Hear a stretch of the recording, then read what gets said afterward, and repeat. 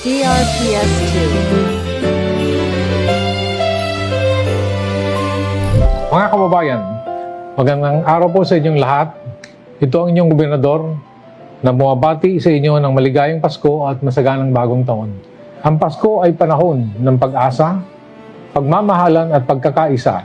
Sa kabila ng mga hamon na ating pinagdadaanan nitong taon, patuloy nating pinatunayan ng ating lakas ay nagmumula sa pagtutulungan at malasakit sa isa't isa. Ang diwa ng bayanihan na palaging bumabalot sa ating lalawigan ang siyang nagiging tanglaw sa ating paglalakbay tungo sa mas maunlad at mas mapayapang kinabukasan. Naway maging masaya, payapa at puno ng pag-ibig ang inyong pagdiriwang kasama ang inyong mga mahal sa buhay. Hiling ko ang masaganang biyaya at patuloy na magandang kalusugan para sa bawat isa sa atin. Sa darating na taon, hangad ko po na lalo pa nating pagtibayin DRPS2. ang ating pagkakaisa upang maabot natin ang mga pangarap para sa ating lalawigan.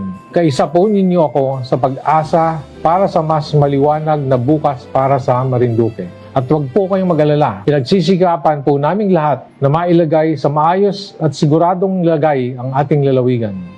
Muli, maligayang Pasko at maligong bagong taon. Go forward, Marinduque!